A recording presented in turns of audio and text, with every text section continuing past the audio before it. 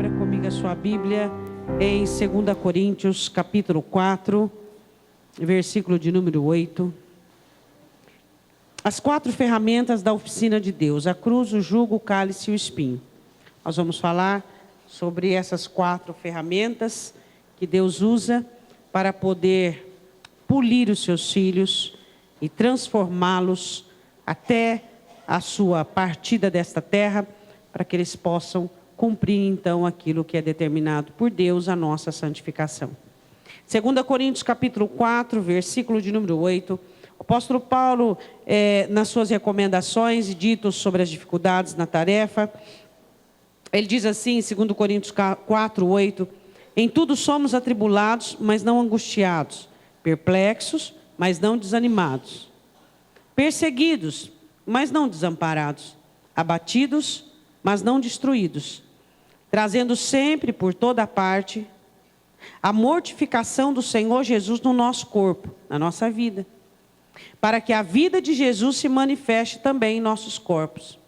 E assim nós que vivemos, estamos sempre entregues à morte, por amor de Jesus, para que a vida de Jesus se manifeste também na nossa carne mortal. Podemos assentar.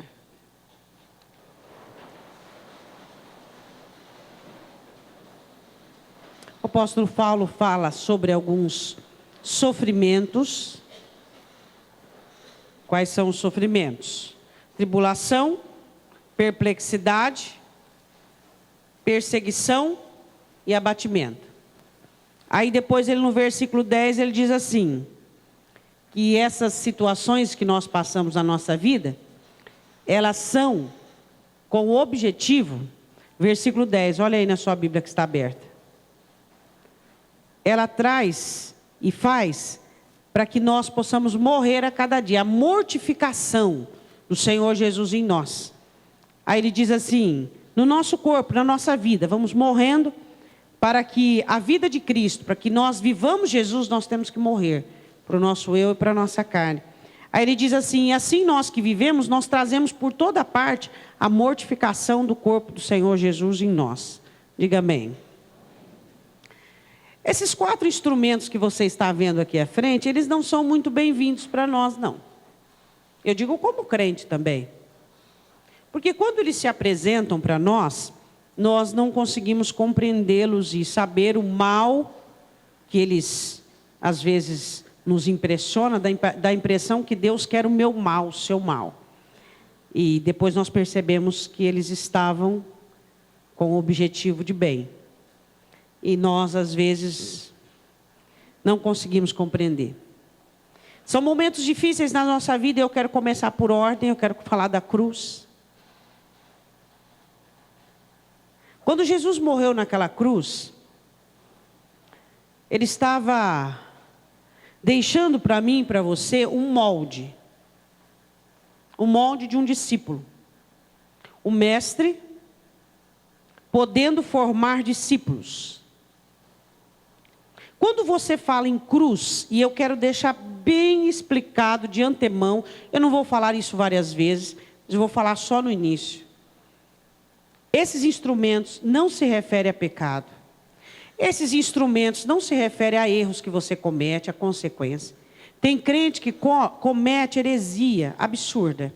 Ele errou, e aí ele está desfrutando o seu erro, e ele diz que é cruz. Ele errou, e ele diz que é a vontade de Deus. Isso aqui são instrumentos de Deus para o nosso sofrimento. Na verdade, nós como crentes, deveríamos sofrer só por isso aqui. O nosso sofrimento deveria estar vinculado com a cruz, com o jugo, com o cálice e com o espinho. Só. Nós não deveríamos sofrer por mais nada. Os nossos sofrimentos deveriam estar vinculados apenas com os instrumentos da oficina de Deus. Apenas. Só que nós sofremos por todas as coisas. E na hora de nós sofrermos pelos instrumentos de Deus, que é um sofrimento que vai trazer transformação, que é um sofrimento que vai trazer a vida de Cristo em nós, que é um sofrimento que vai formar-nos como verdadeiros cristãos, nós negamos os instrumentos que vai nos moldar, que vai nos transformar, e optamos pelos sofrimentos naturais de seres humanos. Então eu gostaria que nessa mensagem você não confundisse a cruz ou qualquer desses instrumentos com defeitos de sua personalidade, com consequências de seus erros, com abdução humana, qualquer tipo dessa situação. Nenhuma dessas situações tem a ver com o trabalhar de Deus na sua vida. O trabalhar de Deus na sua vida tem a ver com a cruz, com o jugo, com o cálice e com o espinho. Não tem a ver com situações ou circunstâncias que nós fabricamos. Quantas vezes nós fabricamos cruzes? Nós formamos jugo. Nós fabricamos no fundo do quintal da nossa vida jugo.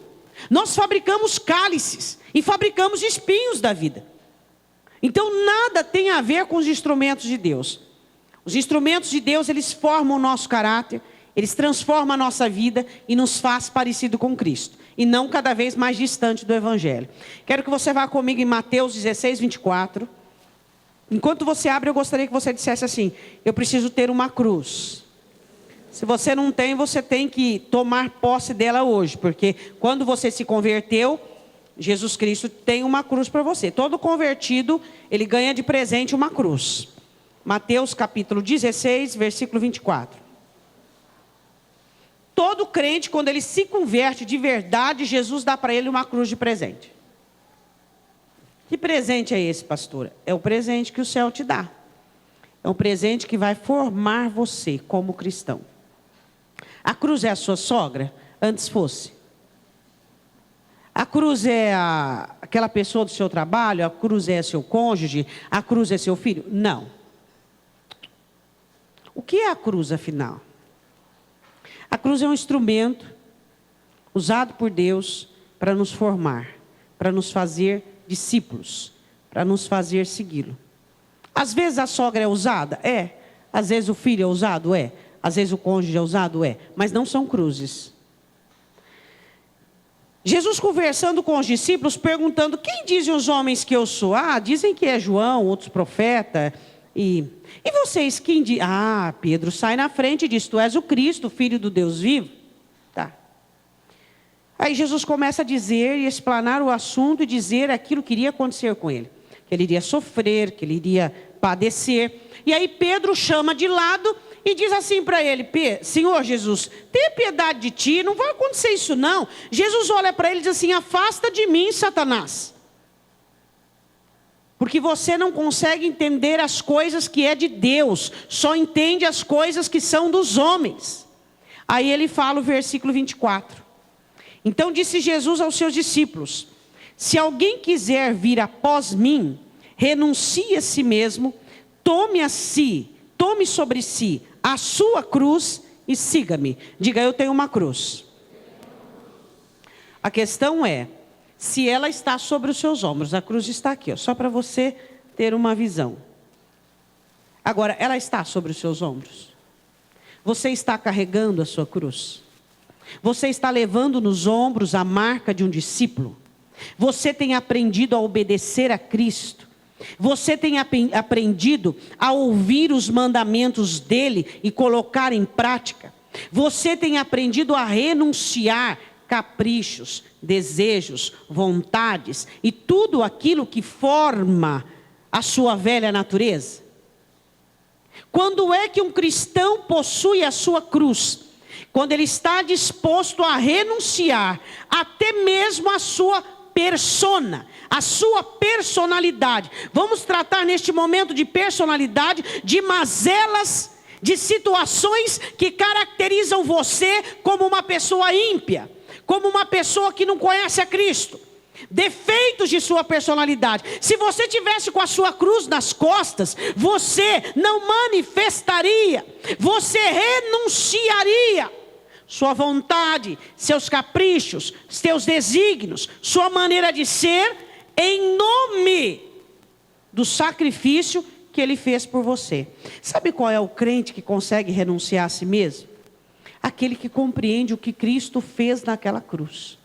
Este consegue renunciar a si mesmo. Ele consegue abrir mão de seus próprios... Porque é fácil ser crente.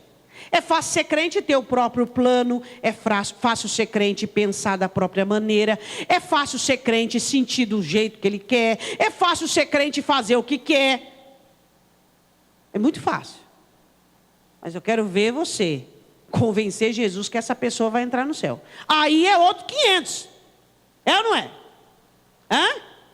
Então o que nós precisamos entender é que o que nos faz semelhantes a Cristo em sua vida, dos seus 3 anos e meio de ministério, é que eu e você temos que carregar uma cruz, que significa a minha e a sua renúncia, abnegação, termos força o suficiente para deixarmos coisas, para deixarmos, não estou falando de pecado, hoje eu não estou falando com pecador, não, eu não estou falando de pecado, aí eu abandonei meu pecado, eu estou com a minha cruz, não, você não fez mais que a tua obrigação de abandonar teu pecado, porque ele gera morte, ia destruir você. Cruz é você renunciar a si mesmo, em nome do Evangelho, em nome da obediência, em nome de seu Senhor, em nome de seu Mestre. Isso é cruz. A cruz é um meio para alcançar o fim. Qual é o fim que você quer? Eu quero ir para o céu, eu quero servir a Cristo. Então ela é um meio. Ela é aquela que está sobre as suas costas, ali, aquele peso que você carrega, que te identifica como cristão. Eu poderia, mas eu não devo porque eu sou crente. Eu poderia responder à altura, mas eu não devo porque eu sou crente. Eu poderia fazer isso porque eu sou um ser humano, mas eu não devo porque eu sirvo a Deus. Isto é carregar a cruz. É as pessoas olharem para você e perceberem em você a semelhança do sofrimento de Cristo. Esses 3 anos e meio de ministério, em abnegação, em renúncia, deve refletir em mim e trazer sobre eu e você o convencimento da abnegação, da renúncia, da morte do eu. É isso que nós precisamos entender. É isso que nós precisamos compreender. Hoje você olha para os crentes, eles não carregam a cruz. Eles não têm cara de crente, eles não pensam como crente, eles não sentem como crente e muito menos agem como crente. Um quer passar por cima do outro, um quer fazer pior do que o outro. Você tem a sua cruz, meu irmão, que te identifica como aquele que sofre pelo Evangelho, como aquele que paga o preço por ser cristão, como aquele que abre mão de direitos porque você é crente. Você serve a Deus e você jamais pode escandalizar o seu mestre. É o único meio de nós chegarmos no céu, é a cruz. É a jornada dele, que eu e você entramos quando nós o aceitamos. É uma jornada na via dolorosa, na estrada da vida, que eu e você temos que passar. São situações que exigem de nós renúncia de direitos, abnegação, às vezes, da nossa essência. Por quê? Por causa dele. Não é por causa de um alvo, não é por causa de um projeto, não é por causa de um plano, mas é por causa dele. Ele vale a pena qualquer sacrifício, ele vale a pena qualquer abnegação, ele vale a pena qualquer renúncia. Diga amém. Cada cristão tem uma cruz para carregar. E se você não tem a sua, você não tem nenhuma insígnia e nenhum selo de cristão. Os cristãos que irão entrar no céu é aqueles que carreguem a sua cruz. E não adianta você dar uma descansadinha. Você precisa entender que renúncia e abnegação faz parte da sua vida cristã. Você quer receber a sua coroa no céu?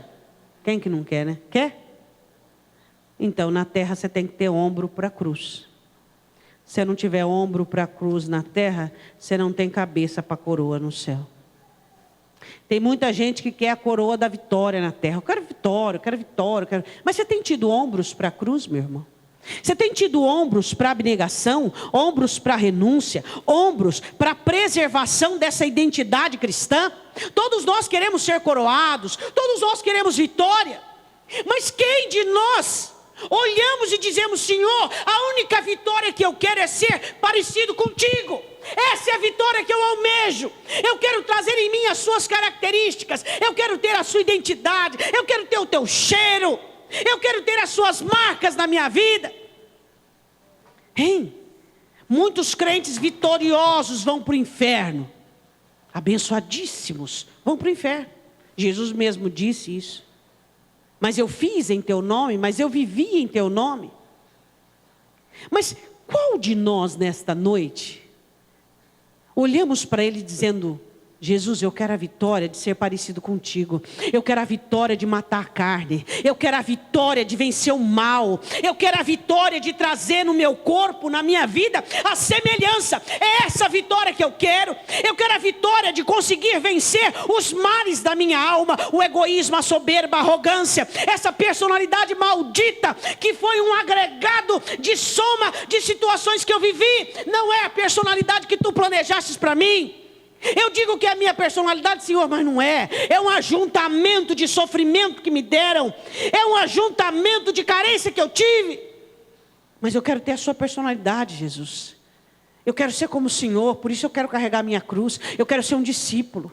Eu quero que as pessoas olhem para mim e que elas me identifiquem no meu modo de falar, no meu modo de viver, no meu modo de agir. Aí está um cristão, na minha postura, na minha abnegação, na minha renúncia. Aí vai um crente. Você algum dia almejou a vitória de vencer o mal, vencer a carne, vencer o egocentrismo, vencer a arrogância, vencer a soberba? Você um dia já planejou para você a vitória de se tornar parecido contigo, com Cristo? A vitória de olharem para você e dizer assim: esse é um cristão. Essa é a maior vitória de um cristão. É alguém poder olhar para você, ou os céus te reconhecer, dizendo: este é um cristão. Você tem cabeça para coroa? Mas você tem ombros para a cruz? Só terá coroa no céu. Só será galardoado aqueles que têm ombros para a cruz, meu irmão. Cada um sabe o próprio peso da cruz. Minha cruz tem um peso e a sua cruz tem um peso. Qual é o peso? O peso que eu aguento. Eu não posso pôr a sua cruz sobre mim. Quem sabe eu vou achar ela muito leve. E aí eu vou correr disparadamente, cometer erros. Quem sabe ela é muito pesada para mim. E eu vou começar a tropeçar. E quem sabe a minha cruz em você também não encaixa, não dá certo. Quem sabe você vai achar muito leve e você vai sair no disparate na vida. Ou quem sabe você vai achar muito pesada e não vai conseguir sair do lugar. A minha cruz é do tamanho daquilo que eu aguento carregar. A sua cruz é do tamanho que você aguenta carregar. E eu não estou falando de gente pecadora, não. Que os pecadores gostam de um assunto desse. Verdade. Oh, é verdade, Senhor, estou falando comigo, né? Ele está lá, ó, enlameado no pecado e está falando que é cruz. Cruz é algo santo. É algo que forma o caráter de Cristo em nós. É abnegação. E não é abnegação no pecado, não. É a renúncia, a abnegação por Cristo. Cada um de nós aguentamos o peso da cruz. Da minha cruz e você da sua. Por isso não deixa a sua cruz. Ela tem a sua medida. Ela tem o peso que você aguenta. Ela tem a condição que você suporta. Foi estritamente calculado, foi respectivamente calculado o peso. Não tem 1 grama a mais para que você não fique exausto e cansado e entre juízo diante de Deus. E 1 grama a menos para você não sair por aí fazendo coisas erradas. Ela tem a medida que você suporta. Essa é a sua cruz. Não crie cruzes. Não fabrique cruzes para você. Não carregue mais do que você aguenta. Não fique formando, criando situações difíceis para você. Eu queria perguntar uma coisa para você. Se você é capaz de... Hoje de manhã o Senhor falou conosco sobre a logística da vida. Uma mensagem maravilhosa que Deus falou em João 2. Eu quero perguntar uma coisa para você.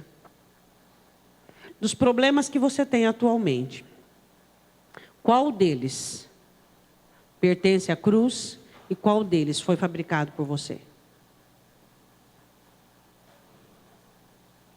Tem crente que ele está tão cansado, tão desmotivado com as cruzes que ele fabrica, que ele não tem ombros para carregar a cruz de Cristo. E Jesus diz: quem não carrega a cruz não é digno de mim. no mesmo livro de Mateus 10:38. Ele diz: quem não carrega a sua cruz não é digno de mim. Se eu não carregar a cruz, eu não sou digno deste evangelho, eu não sou digno desse Senhor, eu não sou digno dessa palavra, eu não sou digno do céu, eu não sou digno do reino de Deus. Quantos de nós temos vivido problemas que nada tem a ver com a cruz, nada tem a ver com o jugo, nada tem a ver com o cálice e nada tem a ver com o espinho, mas são problemas que nós fabricamos pelo nosso temperamento, pelo nosso destempero, pela nossa ociosidade, pela nossa ignorância, pela nossa desobediência. Quantas coisas você já sofreu na sua vida que nada teve a ver com Deus, mas essa cabeça dura que você tem, essa teimosia que você tem de achar que você é dono da sua vida. Jeremias escrevendo disse assim: porque não é do homem que caminha o seu caminho, nem cabe ao homem dirigir os seus passos. Ó Israel, quando tu irás aprender que Deus quer dirigir a sua vida? Quantas vezes você cria problemas para a sua vida? Por quê? Porque você se acha crente e aí você se acha capaz. Sabe por que você é crente? Porque Deus olhou para você e disse assim: você é incapaz de sobreviver nesse mundo. Esse mundo vai atropelar você. Vem para mim que eu vou cuidar de você.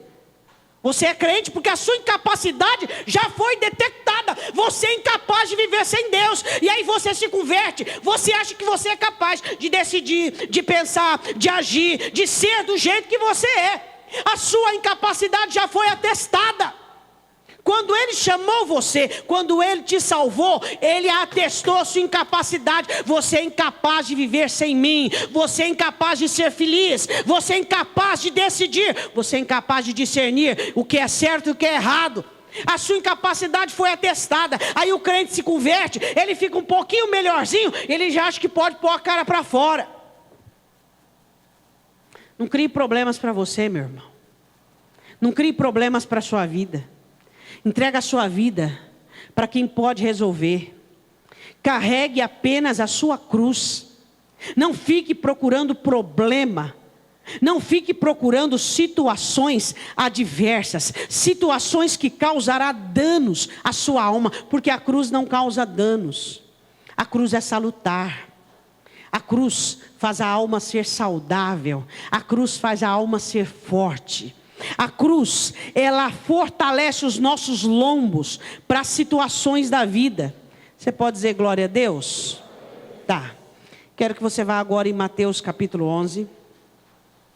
Volta um pouquinho comigo. Para quem que é a cruz? Para os discípulos.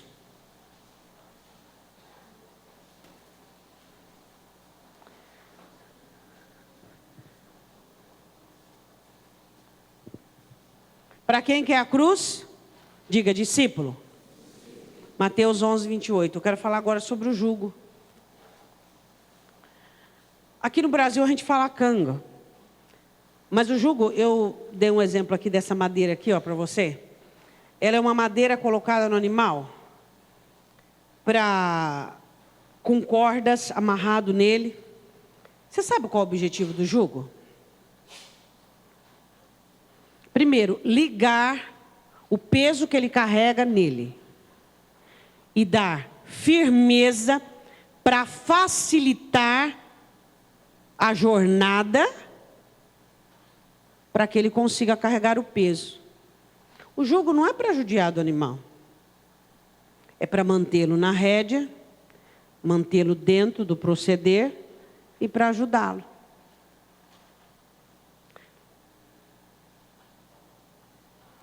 Existe o jugo do mundo, o jugo do diabo, o jugo da servidão, do servilismo.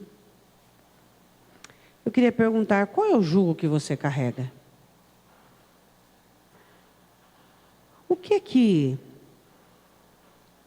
Qual o peso? O que é que te direciona? Qual é o peso que nós carregamos? Será que é o peso de servir a Deus? Será que é o peso de nós dizermos assim, eu sirvo a Deus? O jugo é só para os servos. Só os servos conhecem o peso do jugo. A cruz é para o discípulo, o jugo é para o servo. O servo de Deus, Ele carrega o jugo e não é pesado e não machuca.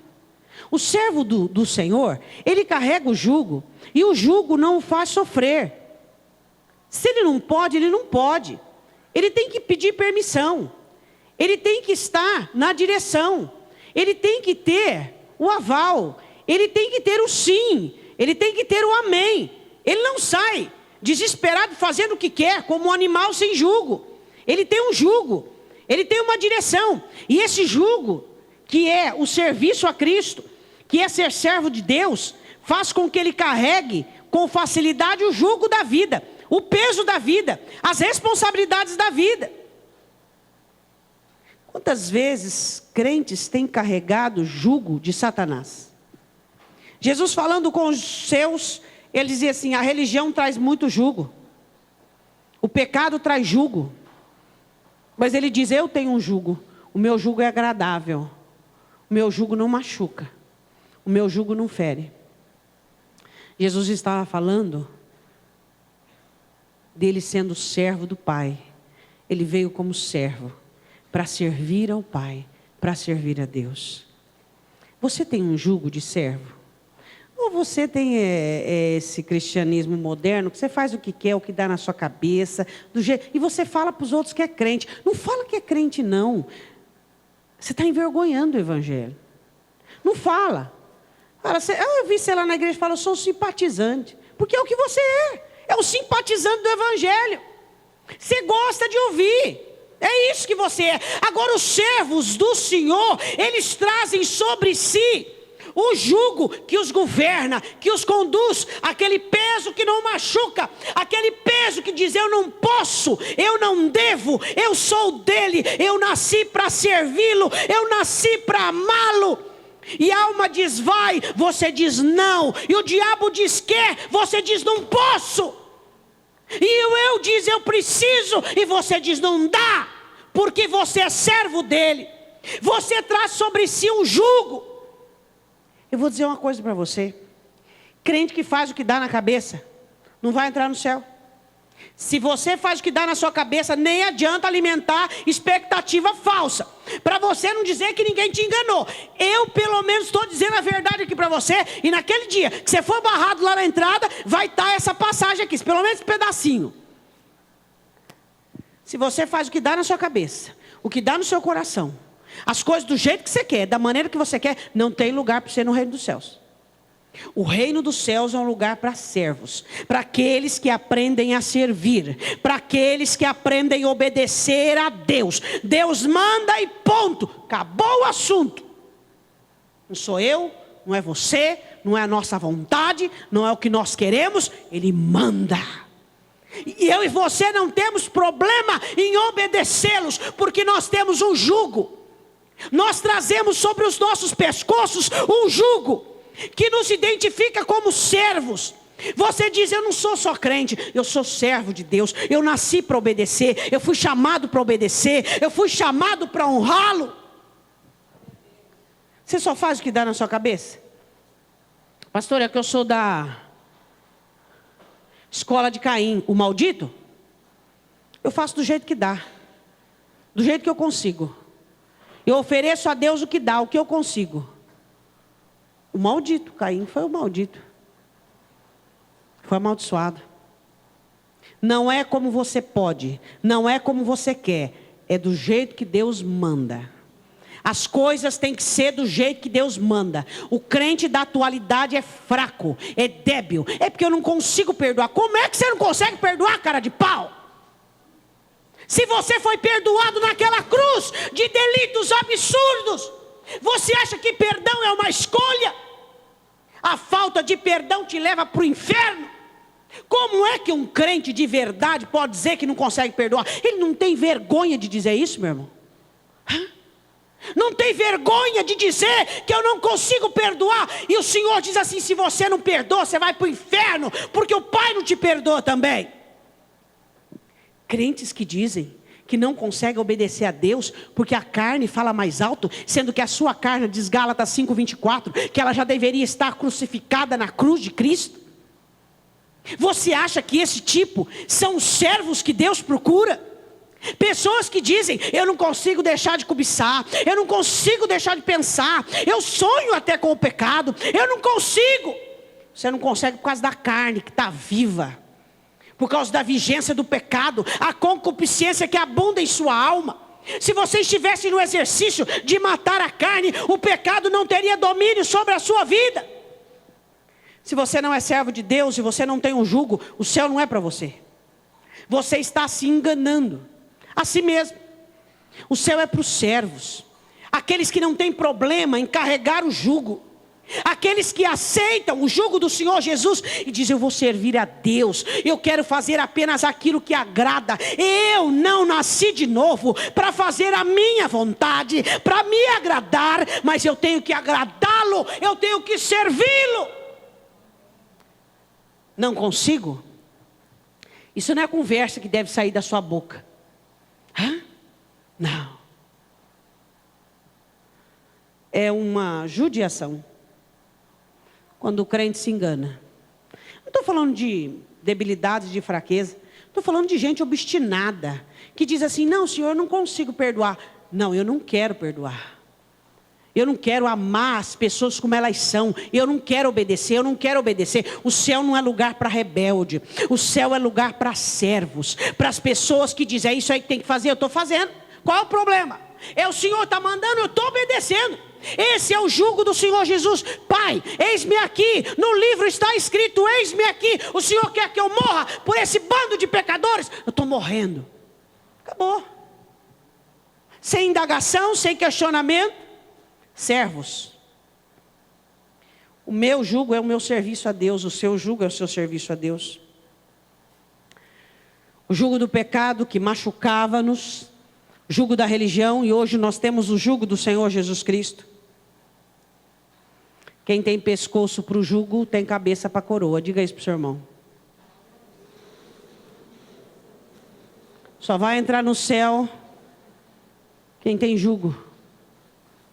Só. Servo, servo, servo. Hoje um liberalismo fermentou o crente. Hoje você olha para o crente, você já percebe aquele espírito agindo, atuando, aquele espírito maligno, uma liberdade que é uma libertinagem, que pisa no espírito da graça. Não existe graça sem juízo, não existe graça de Deus sem julgamento, porque para que eu tivesse graça, Ele morreu na cruz. Não existe graça sem responsabilidade. Hoje você olha para os crentes, eles fazem aquilo que quer, do jeito que quer, da maneira que quer. Você não identifica mais um servo de Deus, você não identifica mais uma serva de Cristo. São pessoas totalmente independentes do Evangelho, independentes dos mandamentos, fazendo aquilo da maneira que entendem. Cada um sabe seu próprio peso. E o nosso jugo é uma ajuda. O contrário de que alguns pensam, nos ajuda a carregar o peso. E jugo é uma ferramenta de trabalho. Diga para o seu irmão, jugo é uma ferramenta de trabalho. Só o servo de Deus tem jugo. O animal, quando colocava o jugo nele, era para ele trabalhar. É uma ferramenta de trabalho. Então nós precisamos entender que quando o Senhor Jesus, nós convertemos, Ele nos deu a cruz para que carregássemos e o jugo, para que facilitasse a nossa vida. Se eu sirvo a Deus, é fácil eu carregar o peso que eu tenho que carregar. E se eu tenho um jugo, esse jugo identifica que eu sou servo para trabalhar. Diga glória a Deus. Mateus 11, 28, Jesus diz, vinde a mim todos que estáis cansados e oprimidos e eu vos aliviarei. Cansado do jugo do pecado, cansado do jugo do mundo, da religião, tomai sobre vós o meu jugo e aprendei de mim, que sou manso e humilde de coração, e encontrarei descanso para as vossas almas, porque o meu jugo é suave e o meu fardo é leve. Diga glória a Deus. Diga, o jugo de Jesus não machuca. Tem gente que acha difícil obedecer a Deus, não é difícil mesmo, por causa da carne, meu. Os mandamentos de Deus não são pesados. Para o servo, não. Quando a gente é servo de Deus, para nós é uma alegria, um privilégio obedecê-lo. É um privilégio cumprir uma palavra. É um privilégio negar a si mesmo para obedecer a palavra do Senhor. Os servos do Senhor se alegram em obedecê-lo. Os servos do Senhor têm prazer, eles fazem festa, eles celebram a vitória. Jesus, meu coração pediu isso, mas o seu mandamento disse, é o mandamento do Senhor que valeu. Oh Senhor, eu tive vitória. Você pode dizer glória a Deus? Quero que você vá comigo em Lucas 22, 42. Quero falar do terceiro objeto do reino dos céus, da oficina de Deus. Lucas capítulo 22, versículo 42. Não, vamos ver primeiro. Tá, vamos ver esse, que você já está aberto. Lucas 22, 42. Pai, se queres, passa de mim este cálice. Todavia não se faça a minha vontade, mas a tua. Diga, o cálice é para os filhos. A cruz é para quem? Discípulo. O jugo é para quem? E o cálice é para quem? Para os filhos. Jesus naquele Getsemane, sofrendo a sua agonia, ele faz uma oração. Afasta de mim esse cálice, essa dor, essa angústia. Mas aí ele ressalva dizendo o seguinte, que não seja feita a minha vontade, mas a vontade do Senhor. Você tem bebido o cálice que Deus tem para você? Qual é o cálice? Ei, pastor, eu não estou entendendo nada. Tá sim, vai, tá sim, tá entendendo tudo. Qual é o cálice de Deus para você, a vontade dele? Qual é o seu, a sua vontade? Só faz a vontade. Tem crente que é viciado em vontade. Se ele tiver que tomar sorvete, vontade de tomar sorvete, meia-noite, e ele faz o que for preciso para tomar o sorvete. Ele não domina nenhuma vontade da carne, nenhuma lombriga. Que dirá o demônio, que dirá a carne, que dirá o eu. Hã?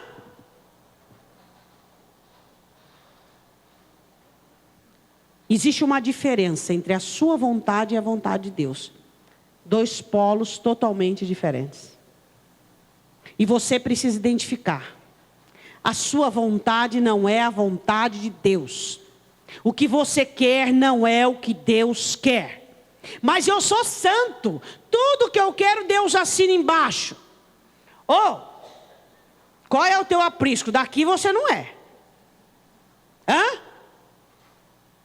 Você precisa identificar que sua vontade está diretamente ligada com a sua carne, com seus desígnios, com seus desejos, com a sua concupiscência.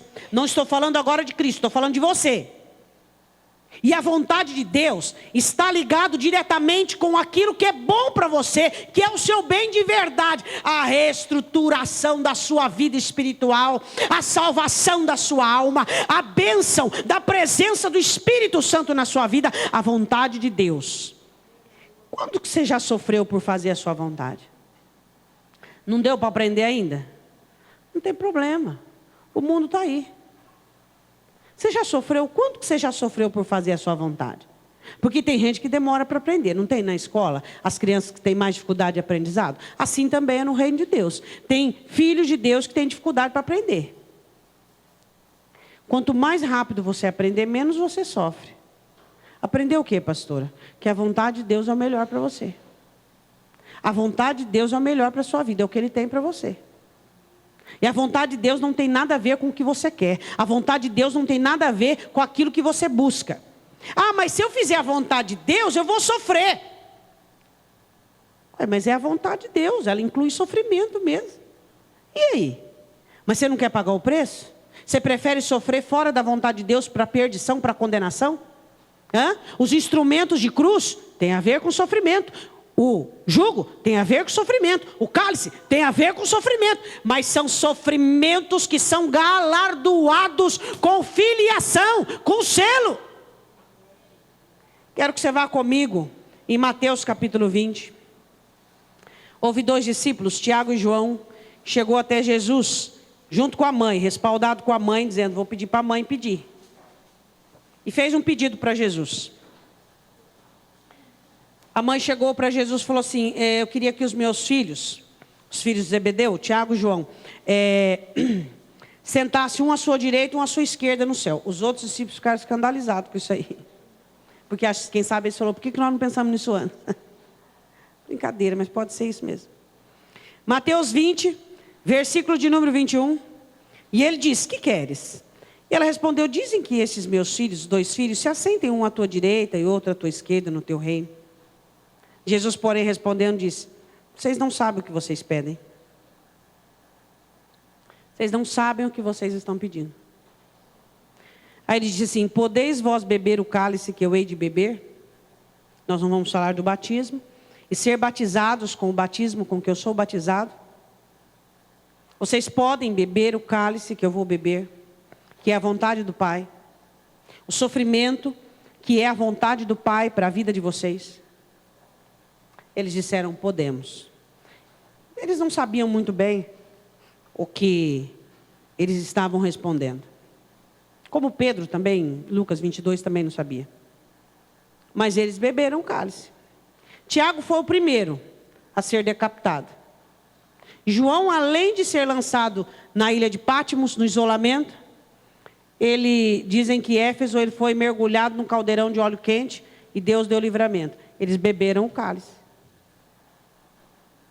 Você pode beber o cálice da vontade de Deus, que exige algum tipo de sofrimento, algum tipo de abnegação, algum tipo de situação, mas você sabe que é a vontade de Deus. Você sabe que aquilo que tem para a sua vida é a vontade de Deus. Agora, os que não são filhos de Deus, eles se revoltam. Ah, mas eu fiz aquilo que Deus mandou e eu estou sofrendo.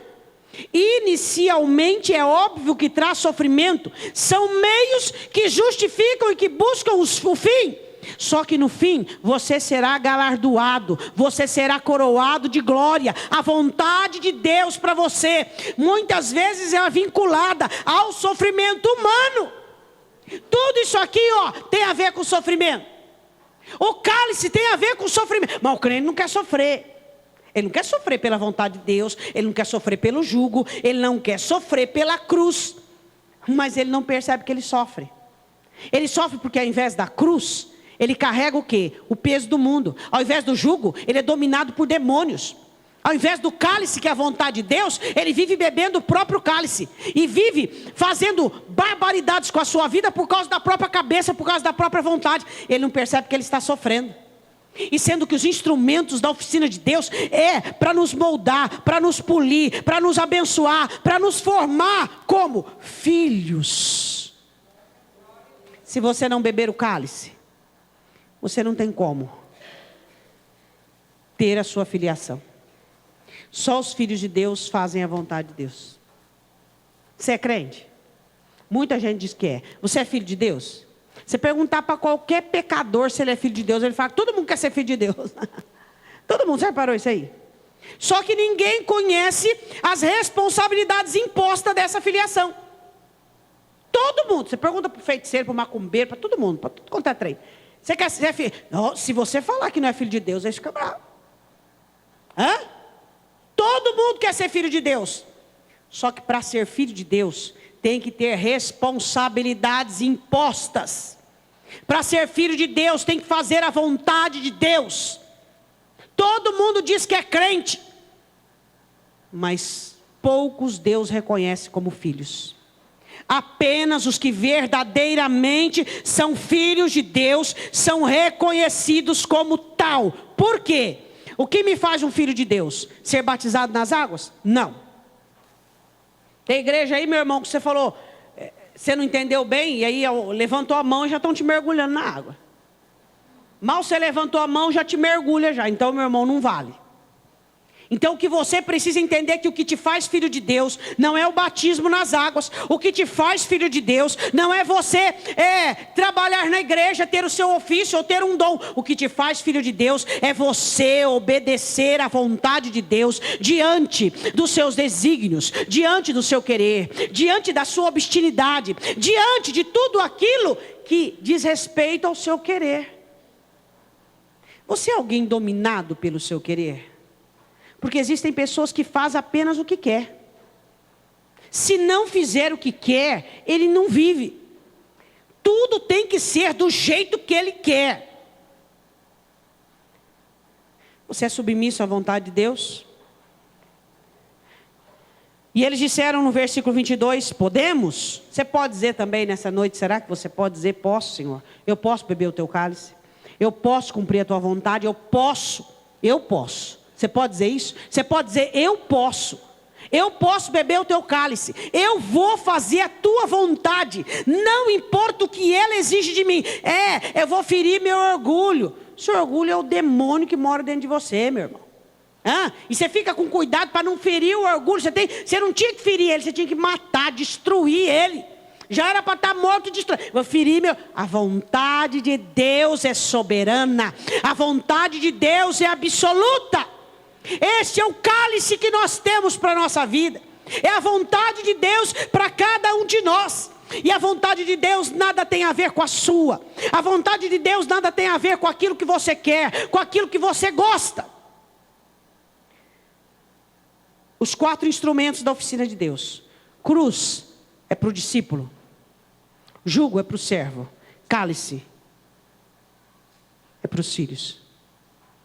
E Jesus olha para eles e diz, de verdade vocês podem beber do cálice, mas sentar à minha direita e à minha esquerda não está na minha condição. O Pai que vai decidir. E eles beberam o cálice da vontade de Deus. Morreram conforme Deus queria, viveram conforme Deus queria.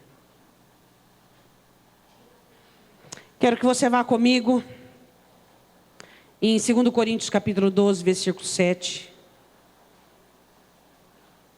Esse é doído, hein? Esse machuca. Esse vai até o osso. Você sabe que fizeram uma coroa de espinhos para Jesus Cristo. Eu fiz bem grande para todos poderem ver. Esse aqui é o espinho na carne. Para quem que é o espinho na carne? Se a cruz é para o discípulo, e sem ser discípulo nós não vamos entrar no céu. Se o jugo é para os servos. Se o cálice é para os filhos. E o espinho? O espinho é para os vasos. Para aqueles que são úteis. Eu estou falando, por isso esse negócio de servir a Deus, esse negócio de muito compromisso aí, porque esse negócio de espinho aí, pastora, não quero não.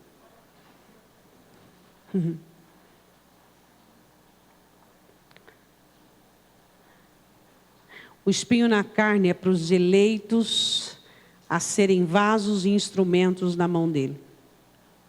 Qual o objetivo do espinho? Preservar.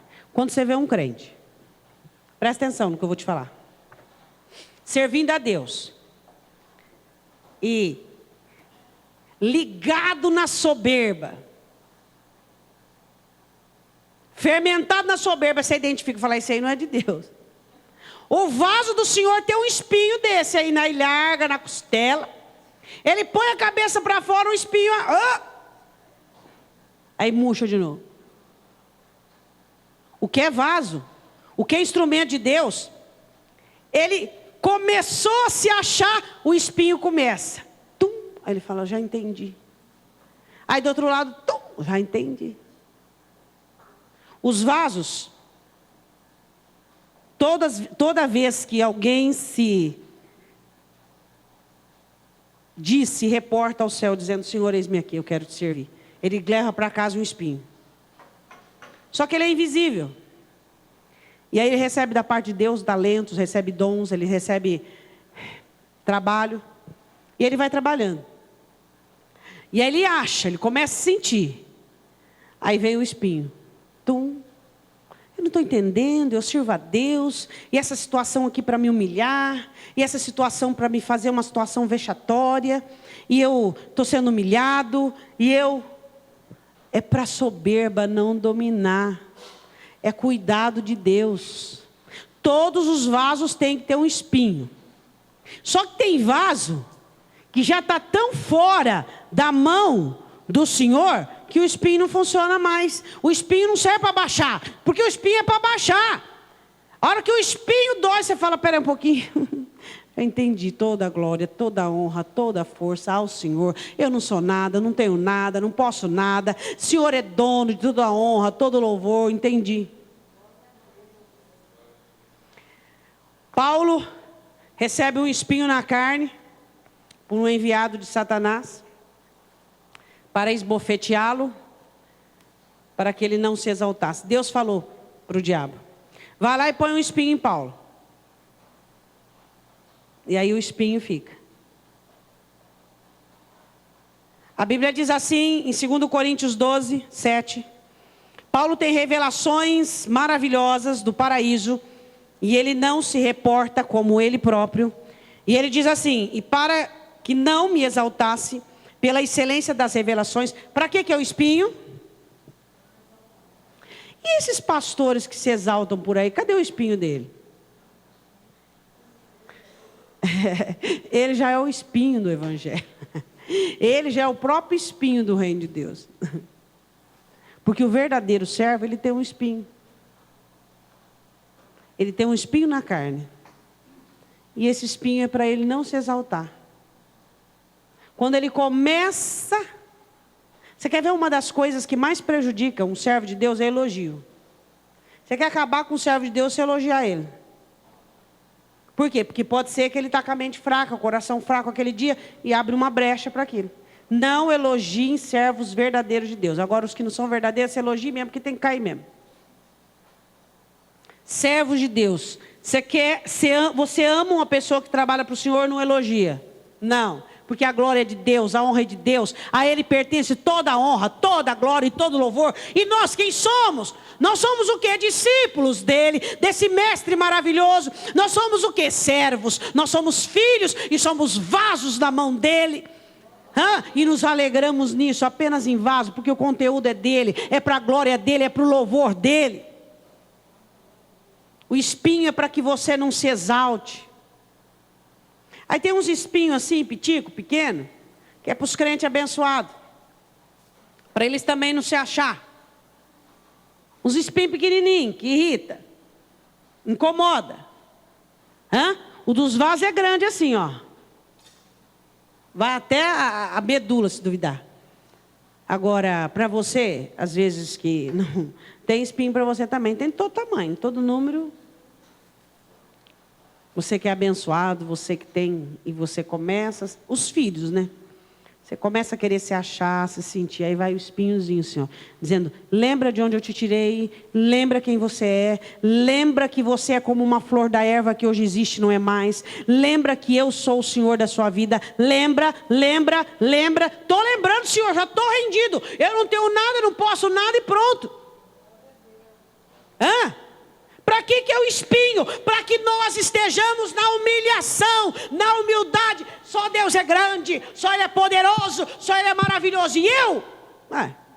E eu sou uma pessoa privilegiada em servi-lo, em ser filho dEle, em ser usado nas mãos dEle, em ser abençoado por Ele.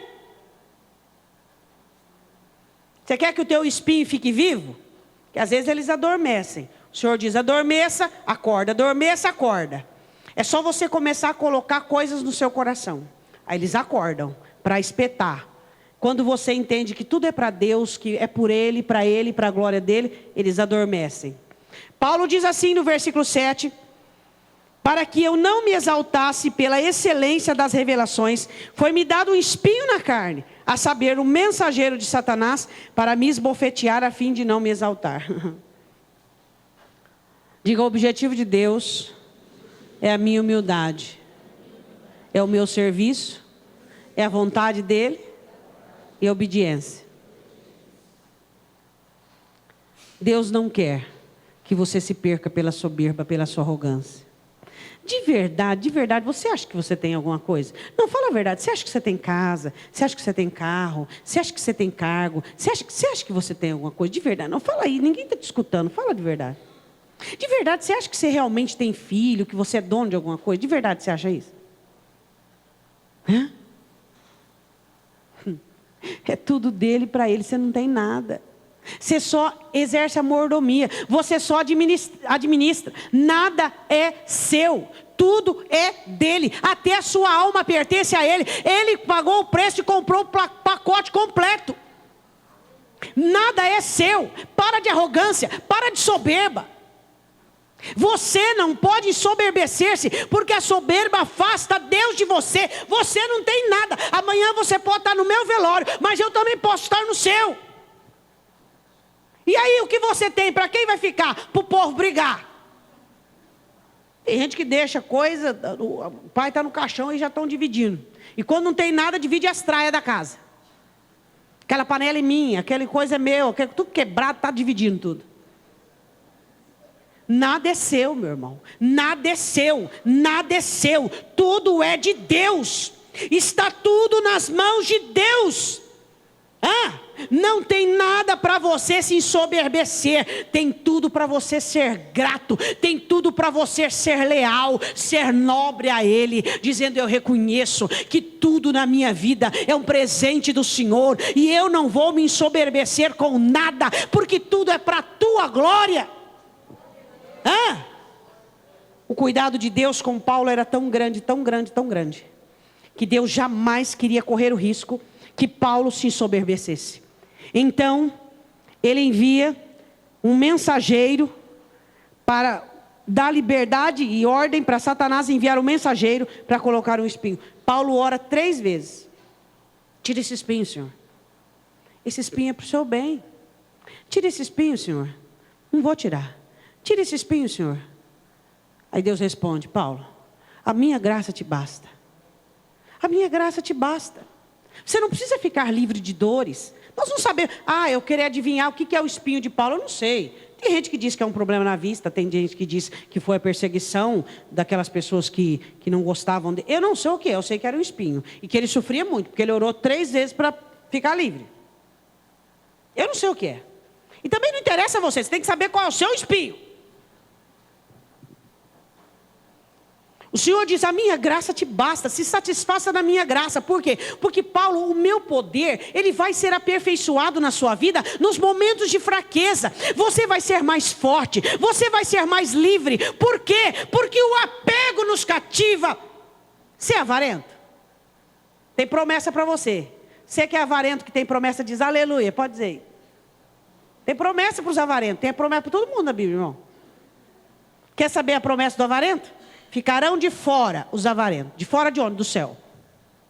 Os avarentos ficarão de fora. Pessoas apegadas. E fica: meu carro, minha casa, minha empresa, meu. Você não tem nada. Tudo é de Deus. Tudo é para a glória dEle. É o que ele explica em Deuteronômio. Ele diz assim a Israel: o dia que vocês se esquecerem e acharem que é a força do braço de vocês, e acharem que é a habilidade, eu me afasto de vocês. E vocês vão descobrir o que é o meu afastamento.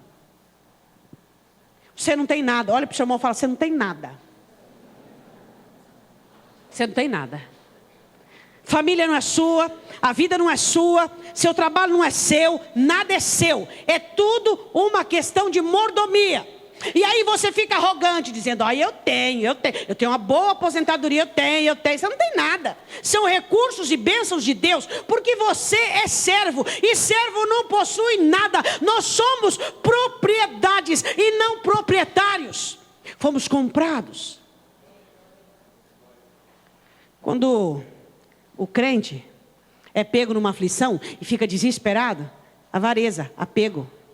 Agora, quando o crente é pego numa aflição e ele confia e saiba que Deus é todo poderoso, é porque ele não tem apego. Ele sabe: o Deus que me sustentou até agora, Ele vai continuar sustentando, porque Ele é poderoso para tal. Aí você vê um crente passando um aperto, já fica descabelado, arranca os cabelos. Meu irmão, cuida dessa avareza aí, desse apego. Por quê? Porque foi só mexer numa coisinha, você já desestabilizou, a fé foi pro ralo. Prioriza a sua vida com Deus, a sua conduta. Deus não quer que você se exalte, Deus não quer que eu me exalte. Deus quer ter filhos humildes, pessoas humildes. Você é arrogante? Você é portentoso, soberbo, acha? Que pobreza, hein? Pelo amor de Deus, que mediocridade, né? É ou não é? Quem somos? Para nós já é suficiente sabermos que somos servos, filhos, que somos discípulos dele e vasos na mão dele. Porque ele é ele, né? Ele é ele. Aí fica aí com a tua credencial, teu crachá. Porque eu sou ex-aposentado. É ex-aposentado, aposentou já, aposentou. E chega na igreja, chega diante de Cristo. Ó, Senhor, está chegando aqui o aposentado, sei lá, qualquer profissão aí. Está chegando aqui Está chegando aqui o barro para ser moldado. Está chegando aqui o pó, o verme, a cinza. Diante do Senhor, quero ser ovelha. Quero que o Senhor domine sobre a minha vida. Eu não sou nada, não tenho nada, eu preciso do Senhor. Eu sempre explico para vocês que ao pé da cruz o terreno é plano. Ali não tem doutor, não tem funcionário, não tem aposentado, não tem nada, não tem herdeiro, não tem nada. Diante do Senhor nós somos barro, cinza. É isso que nós somos. E para nós já está de bom tamanho. Jesus diz, o reino dos céus é anunciado aos pobres. Porque o pobre não tem nada mesmo, Deus para ele está bom demais. Pobre não tem nada, Deus para ele é tudo. Deus para ele é tudo, ele quer Deus, ele ama Deus. Aí o pobre vem para o evangelho é próspero, começa a prosperar e já fala, ai Deus para mim já, sabe Senhor, não é por nada não, a bênção do Senhor é muito boa, o Senhor é muito bom. O Senhor fala, mas escuta, de onde eu te tirei? Ao Senhor, mas Senhor, sabe o que é? Que a bênção corrompe.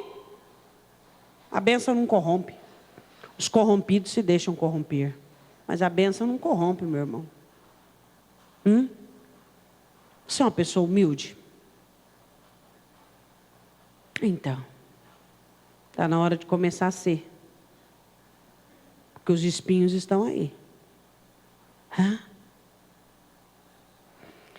Bom, versículo 9. A minha graça te basta, porque o meu poder se aperfeiçoa na fraqueza. De boa vontade, pois me gloriarei nas minhas fraquezas, para que em mim habite o poder de Cristo.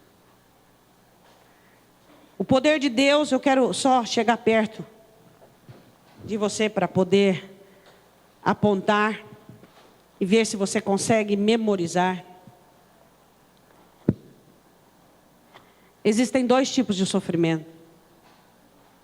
O sofrimento que eu e você temos como seres humanos, como pessoas independentes de Deus. Como pessoas que querem fazer a própria vontade, seguir o próprio curso da natureza. Mas existe a cruz de Cristo. Para mim e para você. Que é a nossa renúncia, a nossa abnegação, que nos denuncia como discípulos do Senhor Jesus. Nós somos identificados como tal. Quem não tem ombros para esta cruz, não tem cabeça para a coroa. E para nós encerrarmos, eu queria perguntar uma coisa para você. Você tem sua cruz? E você tem carregado a sua cruz. Você tem entendido que o teu chamado é para renúncia, que o teu chamado é para abnegação, é para a morte do eu, é para o enterro da velha natureza. Você precisa crucificar a sua velha natureza, crucificar a sua carne. Depois nós temos o jugo. Eu exemplifiquei aqui dessa maneira. Somos servos de Deus. Não existe em mim e você condições de dizer não quero, não concordo. Aí eu acho interessante. Existem algumas coisas meia louca que eu acho interessante. Por exemplo, eu acho interessante os crentes que dizem assim, mas eu sou uma cabeça pensante. Só existe uma cabeça no reino de Deus, e é Cristo. O apóstolo Paulo diz que o resto é corpo. E corpo obedece à cabeça. É porque eu não concordo com isso. Você não foi chamado para concordar, para discordar. Você foi chamado para obedecer, igualzinho a eu. Igualzinho a mim. Nós somos chamados para obedecer. Essa é uma cabeça pensante. O corpo de Cristo não é uma medusa com um monte de cabeça. Só tem uma cabeça que é Cristo. Ele manda e eu e você obedecemos. É assim que funciona. Esse evangelho por aí cheio de cabeça pensante, isso é uma metamorfose, isso é uma aberração. O evangelho está escrito para que nós obedeçamos. E Jesus disse, o reino dos céus não é para todos, não é para o religioso, não é para quem quer. O reino do céu é para quem faz logística, quem administra as coisas. Começa a construir uma torre, eu vou dar conta de terminar? Não vou, então para. Não é qualquer um que consegue ser crente, você tem que entender isso aí. pessoas individualistas, pessoas que não sabem obedecer, pessoas que não olham para Cristo da maneira correta, não serve. Fazer o quê, meu irmão? Paulo diz: a fé não é para todo mundo. Gente soberba não serve para ser crente. Gente arrogante não serve para ser crente, a não ser se renunciar, se abnegar. Pastora, mas as igrejas estão lotadas, e daí qual é o problema? Qual o problema? Você vai no shopping, o shopping está lotado. Você vai na cidade, está lotada. Muita coisa está lotada. E aí? Cruz, jugo, ser servo, aprender a obedecer. Mandou, acabou, encerrou. Sem ficar: mas não concordo. Mas, você não é servo de Deus então? O servo obedece. Terceiro, o cálice. O cálice da vontade de Deus. É a vontade dele, não a sua. É o que ele quer, não o que você quer. Está sofrendo porque é o que você quer. Mas é porque a vontade de Deus exige, assim, sabe, muita coragem. A vontade de Deus exige, assim, muito o quê? Muita fé? Não. A fé é necessária para você obedecer. Se você já tivesse obedecido anteriormente, você ainda não estava sofrendo. A coisa já tinha resolvido. O cálice da vontade de Deus. Aí tem crente que tem a capacidade de falar: eu não sei a vontade de Deus. Aqui, ó. A vontade de Deus já deixou escrita. Já deixou escrita. Para mim e para você. E por último, o espinho. Para os vasos, um espinho desse tamanho. E para os abençoados, um espinhozinho menor. Que quer pôr a cabeça para fora e dizer: olha o que eu ganhei, igual Nabucodonosor. Olha o que eu conquistei. Eu sou uma pessoa próspera, abençoadíssima. Você é próspero, abençoado, porque ele tirou de onde você tirou e te trouxe onde te trouxe. Mas eu prosperei lá no mundo. Pois é, eu te conhecia antes de você me conhecer. Eu já te conhecia pelo nome e pelo sobrenome.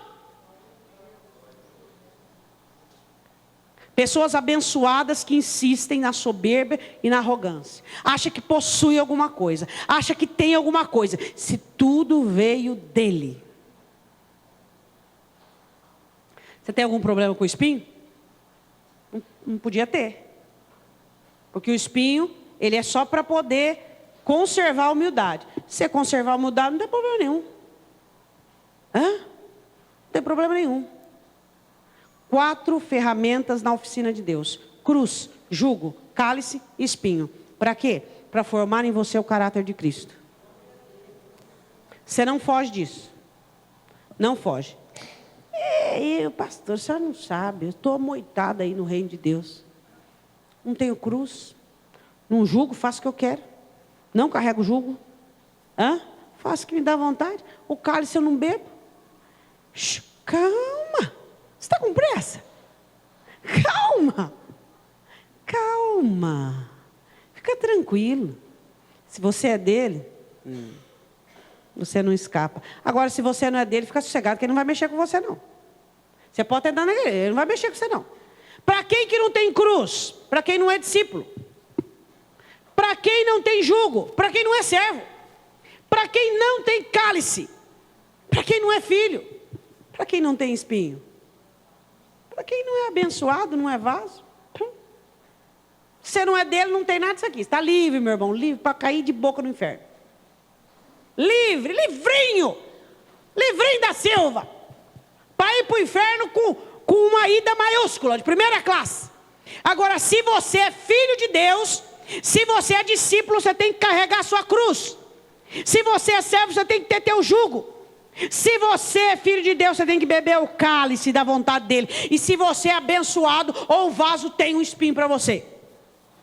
Sempre vai estar ali te incomodando, te lembrando: ele é o dono de tudo, ele é senhor de tudo, ele é absoluto. Pastora, eu até agora, eu acho que você tinha que se preocupar. Porque se Deus não está te incomodando,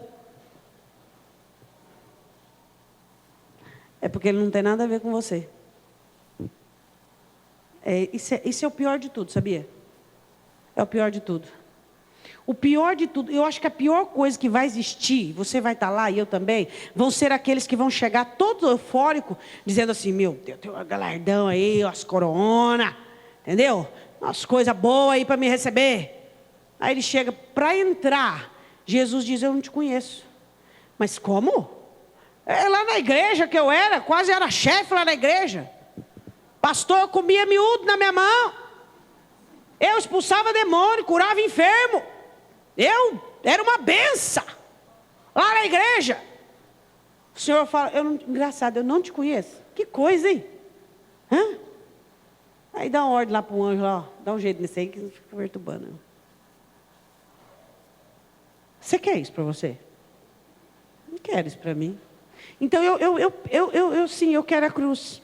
Eu quero o jugo, eu quero o cálice, eu quero o espinho que Deus tiver para mim. Não tem problema. Não tem problema, pode machucar o tanto que for, desde que me mantenha consciente que Ele é tudo, que Ele é absoluto. Uma hora é um espinho, outra hora é outro, não importa, pode espetar o tanto que for, porque eu quero trazer no meu corpo as marcas de Cristo, no meu ombro as marcas da cruz, no meu pescoço o jugo, e seja costela, ilharga ou marca do espinho, não interessa.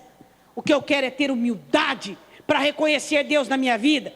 O que eu quero é ser filha de Deus. O que eu quero é ser serva. E o que eu quero é ser uma discípula do Senhor Jesus. E é o que eu e você deveríamos querer também, amém? Tem para mim, pastora? Tem. Tem para você. Só pode estar aposentado, mas tem para você. Eu posso deixar para o mês que vem? Se você garantir que você vai estar vivo o mês que vem para tomar posse dos 4 instrumentos, você garante. Você garante que você vai estar vivo o mês que vem? Não. Então toma hoje posse. Eu quero a cruz, eu quero o jugo, eu quero o cálice. E se tiver espinho, se eu tiver soberbo, pode espinhar o tanto que o Senhor quiser, porque eu quero ser humilde. Porque do soberbo o Senhor se afasta. Preciso ser mais clara? Acho que não, né? Não preciso ser mais clara que isso. As demais coisas, o Espírito Santo que vai trabalhar. Eu quero que você feche os seus olhos.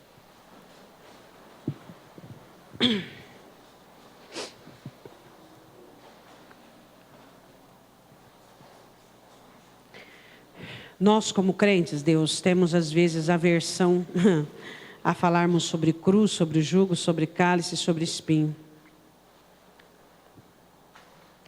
Contaram para alguns de nós que a vida no Evangelho é mar de rosas. É o quê? Cristianismo é renúncia, é abnegação, é serviço, é morte do eu. Senhor, eu te peço em nome de Jesus. Perdoe todos aqueles que aqui estão neste domingo, que não tem tomado nos ombros a cruz, que não tem permitido o jugo e não tem bebido o cálice, e tem rejeitado e se revoltado quando os espinhos aparecem.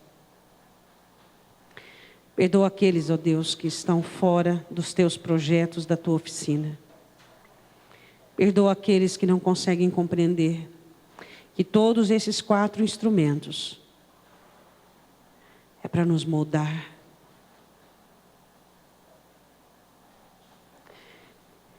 É para formar em nós o teu caráter, Jesus. É para que nós não nos afastemos do teu evangelho. É que nós não nos percamos pela soberba.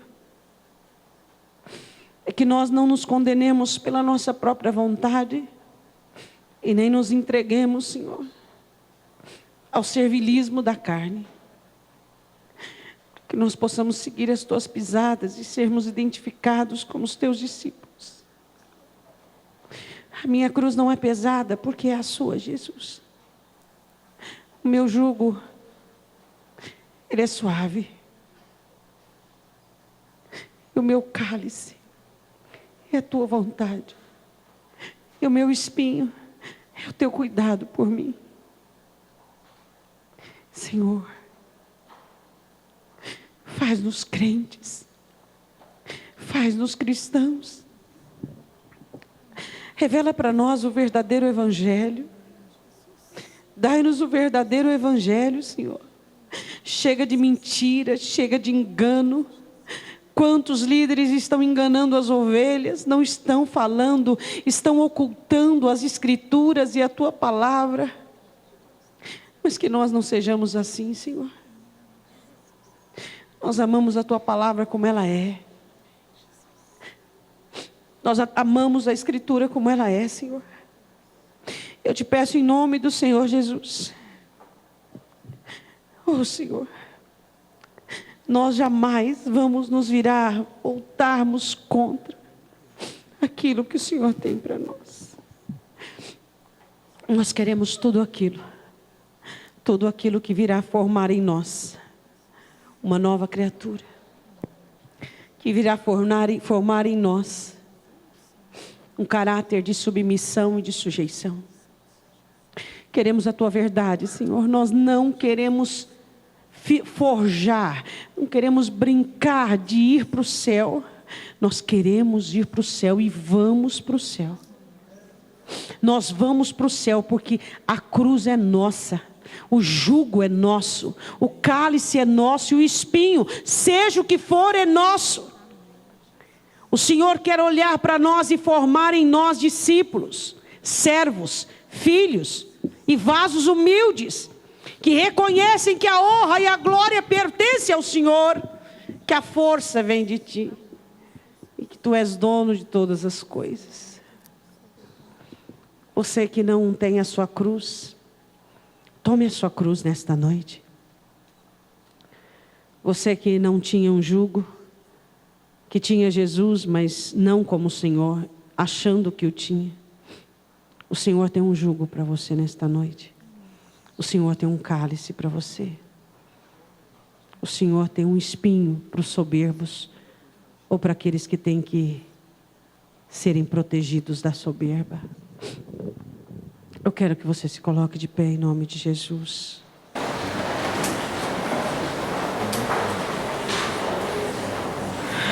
Deus. Feche os seus olhos.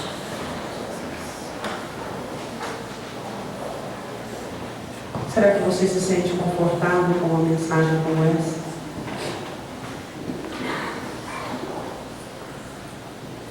Quem sabe você teria gostado de uma mensagem que falava sobre prosperidade e sobre bênção. Aí eu pergunto, você quer uma mensagem que fala mais de prosperidade e bênção do que essa? Não existe. Não existe. Não existe, porque aos filhos de Deus Ele dá o reino, aos servos Ele se assenta com Ele à mesa. Aos discípulos estarão com Ele no reino dos céus, e aos vasos estão cheios dele. Você quer palavra de mais prosperidade e de bênção? Conhece? Identifique o que é palavra de prosperidade e bênção. Não se confunda. Não há mais tempo para isso. Não há mais tempo para ser enganado por mensagens, por pessoas paroleiras que falam do que não sabem. Esta é a mensagem que te abençoa. Esta é a mensagem que te livra do mal. Esta é a mensagem que te prospera. Senhor,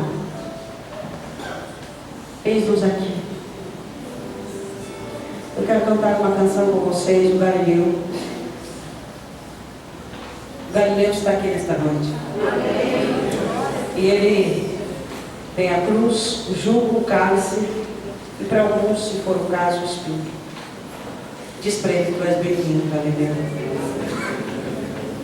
Eu quero a sua cruz. Eu quero que tiveres para mim, eu quero. Porque eu quero ser conhecido pelo seu nome. Amém.